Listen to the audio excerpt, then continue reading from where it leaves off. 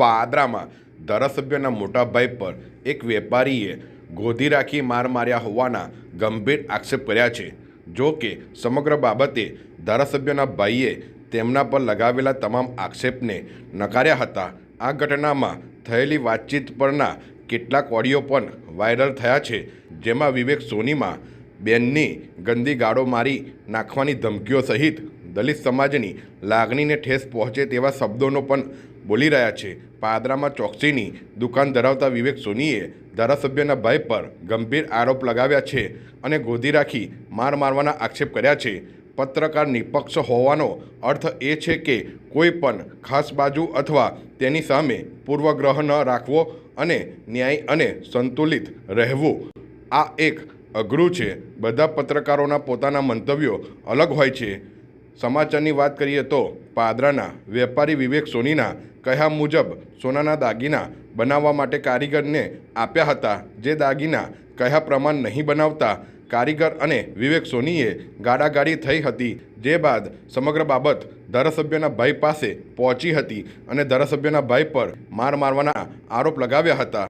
ઘટના ઘટી શું પાદરા થયું હતું અને હું અત્યારે પ્રાથમિક સારવાર લેવા માટે આવ્યો છું। મારો ફોન તોડી નાખ્યો છે, મને ઢોર માર માર્યો છે ગોંધી રાખીને, એટલે હું અત્યારે એક વખત પ્રાથમિક સારવાર લઈને હું અત્યારે આગળ પોલીસ કાર્યવાહી કરીશ। કોના દ્વારા માર મારવામાં આવ્યો છે? હરેન્દ્રસિંહ ઝાલા, જે પાદરાના ધારાસભ્યના મોટા ભાઈ છે, એમને મને એમની ઓફિસમાં ગોંધી રાખીને ઢોર માર માર્યો છે। મને પટાવી પૂછતાની દીપનભાઈ ભટ્ટ લઈ ગયા હતા અને ત્યારબાદ મને સમાધાન કરવાની વાતે થઈને અમારે જે ગઈકાલે એમની જોડે જે વાતચીત થઈ હતી મારા કારીગરના પ્રશ્નને લઈને એ વાટે થઈને એમને મને ગાળો દીધી, મેં એમને સામે ગાળો દીધી હતી, એ હું સ્વીકારું છું, પણ એમાં ઢોર માર મારવાની જરૂર ન હતી। મને એવી આશા રાખું છું તમારી પાસેથી કે મને ન્યાય મળે।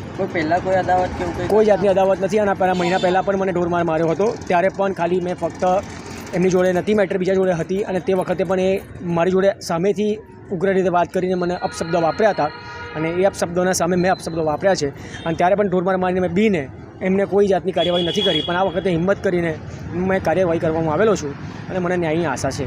લાગે છે કે પાર્ટીમાં રજૂઆત કરશો? હું પાર્ટીમાં પણ રજૂઆત કરીશ, એ 100% ચોક્કસથી વાત છે। હું ડીએસપી સાહેબને પણ અરજી કરીશ, CR પાટીલ સાહેબને પણ અરજી કરીશ, પોતે જાતે જઈને હું અરજી કરીશ। મને કોઈ પ્રાથમિક સારવાર લઈ લેવા દો, મને સારું થઈ જાય, મારા પગમાં ફ્રેક્ચર છે કે નથી મારે ચેક કરાવવું પડશે, ત્યારબાદ હું કહી શકું છું કે હું ક્યારે જઈશ અરજી કરવા માટે, એવી વાત છે। ત્યારે આ બાબતને લઈને ચર્ચાનો વિષય બન્યો હતો, ત્યારે ધારાસભ્યના ભાઈ હરેન્દ્રસિંહ ઝાલાએ આ લગાવેલા આક્ષેપ નકાર્યા હતા અને તેઓએ જણાવ્યું હતું કે વિવેક સોનીએ ગંદી અભદ્ર ભાષા સાંભળી પણ ના શકાય તેવી મા, બહેન, પત્ની અને દીકરી પ્રત્યે ગાળો બોલતો હતો, જેથી સમજાવટ માટે બોલાવ્યો હતો। જુઓ શું કહ્યું હરેન્દ્રસિંહ ઝાલાએ। તમારા પર જે આક્ષેપ છે સોની યુવકને માર મારવાની બાબતે શું? એને કોઈ માર મારવાનો નથી આવ્યો, મને ગાળો બોલે તો રાતે એના ભાઈબંધને દીપેનને મેં ફોન કર્યો હતો કે ભાઈ એને ક્યાં પીન મને ગાળો ના બોલે। દીપેને કીધું કે હવે ગાળો નહીં બોલે, હું એને કહી દઉં છું। ત્યાર પછી બી વારંવાર મને ફોન કર્યા છે, મને 38 જેટલા ફોન કર્યા છે, કેટલા મિસ કોલ થયા છે મારામાં, મેં એના ફોન નથી ઉપાડ્યા।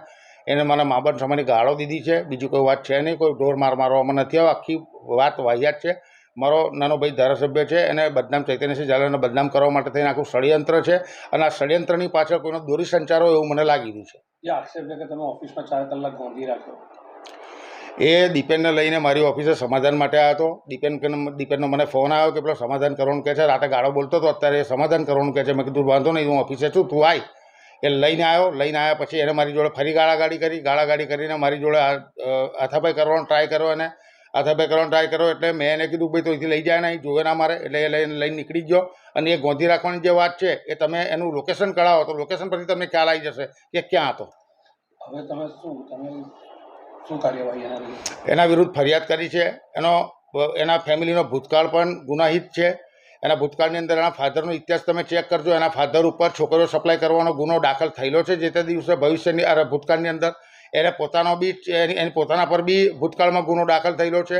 એ તમે તપાસ કરજો, ચેન સ્નેચિંગનો એની પર ગુનો છે, તમે તપાસ કરીને જોજો। અને વારંવાર ગાળો બોલવાની ટેવવાળો છે। હમણાં મને જે દિવસે ગાળો દીધી હશે એ દિવસે રાત્રે જ એને સમર બંગાળીને ગાળો દીધી છે। એને એવું કીધું છે કે તારું ગળું કાપી લઈશ, તારી બહેરીનું ગળું કાપી લઈશ, તારા છોકરાનું ગળું કાપી લઈશ, એટલે એ વારંવાર આ વાતોને ટેવાયેલો છે। જો કે આ બાબતના સમગ્ર ઓડિયો વાયરલ થયા છે।